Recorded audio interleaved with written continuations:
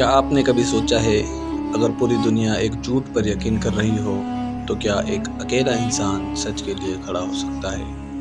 کیا وہ تنہا ہو کر بھی تاریخ بدل سکتا ہے؟ جی ہاں، آج کا ہمارا جو واقعہ ہے قرآن کریم کا ایک ایسے نوجوان کے بارے میں ہے جس نے نہ صرف اپنے باپ، اپنی قوم بلکہ پورے معاشرے کے خلاف جا کر سچ کا علم بلند کیا۔ جی ہاں، اور وہ نوجوان تھے حضرت ابراہیم علیہ السلام۔ یہ واقعہ اس وقت کا ہے جب لوگ پتھروں کی پوجا کرتے تھے، پتھروں کے بتوں کو اپنا خدا مانتے تھے۔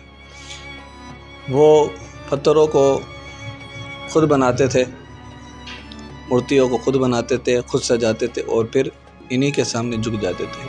حضرت ابراہیم علیہ السلام نے بچپن ہی سے یہ سوال اٹھایا کہ جو چیز خود بنائی ہوئی ہے وہ ہمیں کیسے فائدہ یا نقصان پہنچا سکتی ہے۔ انہوں نے اپنی قوم سے بار بار کہا، تم ان بے جان چیزوں کی عبادت کیوں کرتے ہو؟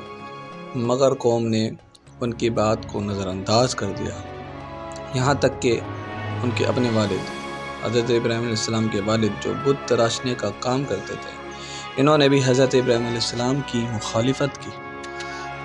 ایک دن حضرت ابراہیم علیہ السلام نے اپنی قوم سے کہا، میں تمہارے ان معبودوں کے بارے میں ضرور کچھ کروں گا۔ موقع ملا آپ کو تو آپ کی قوم میلے میں گئی، وہاں پر ان کا عید کا دن تھا اور وہاں پر وہ بگرے ڈال رہے تھے، وہاں پر سیٹیاں بجا رہے تھے، وہاں پر اپنی عید کی خوشیاں منا رہے تھے۔ یہاں پر حضرت ابراہیم علیہ السلام کو موقع ملا تو آپ نے ان کے بت خانے میں گئے اور اس جگہ گئے جہاں بڑے بڑے بت رکھے ہوئے تھے، وہاں کسی کی موجودگی نہ تھی۔ حضرت ابراہیم علیہ السلام نے ایک ایک کر کے تمام چھوٹے بتوں کو توڑ دیا اور سب سے بڑے بت کے کندھے پر کلاڑا لٹکا دیا۔ جب قوم واپس آئی تو یہ منظر دیکھ کر غصے سے پاگل ہو گئی۔ قوم نے چیخ کر کہا، ہمارے خداؤں کے ساتھ یہ کس نے کیا ہے؟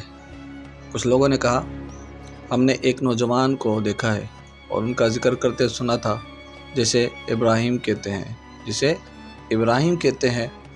حضرت ابراہیم علیہ السلام کو لوگوں کے سامنے لایا گیا، سوال کیا گیا، کیا تم نے ہمارے خداؤں کے ساتھ یہ کیا ہے؟ حضرت ابراہیم علیہ السلام نے نہایت حکمت سے جواب دیا، نہیں، یہ کام تو اس سے بڑے بت نے کیا ہے، جو تمہارا سب سے بڑا بت ہے اس نے کیا ہے۔ اگر یہ بول سکتے تو ان سے پوچھ لو۔ یہ سن کر سب لوگ خاموش ہو گئے، کیونکہ وہ جانتے تھے کہ بت نہ بول سکتے ہیں نہ سن سکتے ہیں۔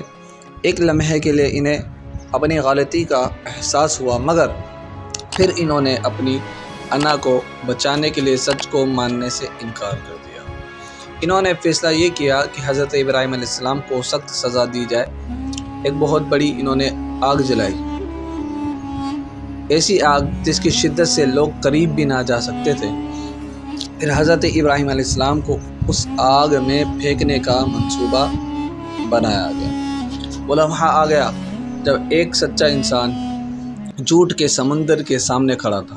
حضرت ابراہیم علیہ السلام کو آگ میں پھینک دیا گیا، مگر پھر وہ ہوا جو تاریخ میں ہمیشہ یاد رکھا جائے گا۔ اللہ تبارک و تعالیٰ نے آگ کو حکم دیا، قُلْنَا يَا نَارُ كُونِي بَرْدًا وَسَلَامًا عَلَىٰ إِبْرَاهِيمَ۔ اللہ تبارک و تعالیٰ قرآن کریم ارشاد فرماتا ہے، اس آیت کریم کا ترجمہ ہے، اے آگ ٹھنڈی ہو جا اور سلامتی والی ہو جا ابراہیم پر۔ اور وہ بھڑکتی ہوئی آگ جو سب کچھ جلا دیتی ہے، حضرت ابراہیم علیہ السلام کے لیے ٹھنڈی ہو گئی اور محفوظ بن گئی، اور نہ ان کے کپڑے جلے نہ جسم کو کوئی نقصان پہنچا۔ جب لوگوں نے یہ معجزہ دیکھا کہ حضرت ابراہیم علیہ السلام کو کچھ نہیں ہوا تو وہ حیران رہ گئے، مگر افسوس بہت سے لوگ پھر بھی ایمان نہ لائے۔ یہ واقعہ ہمیں ایک بہت بڑا سبق دیتا ہے کہ سچ ہمیشہ آسان نہیں ہوتا، لیکن جب سچ کے لیے کھڑا ہو جائے بندہ تو اللہ اس کا ساتھ دیتا ہے۔ حضرت ابراہیم علیہ السلام نے ہمیں سکھایا ہے کہ اگر پوری دنیا بھی غلط ہو تو ایک اکیلا انسان بھی حق پر قائم رہ سکتا ہے۔ آج سوال یہ ہے کہ ہم بھی سچ کے لیے کھڑے ہو سکتے ہیں؟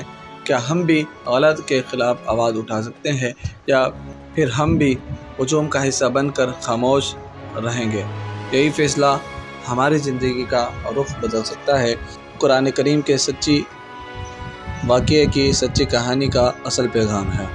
اگر آپ کو ویڈیو اچھی لگی ہو تو ویڈیو کو لائک کر دیں، چینل کو سبسکرائب کر دیں، بیل کے آئیکن کال پہ کلک کر دیں تاکہ اس طرح کے پیارے پیارے اسلامک قرآن و حدیث کی روشنی میں آپ کو قرآن کریم کے واقعات ملتے رہیں۔ تو پھر ملتے ہیں آپ سے نیکسٹ ویڈیو میں۔ اپنا رکھیں خیال۔ اللہ حافظ۔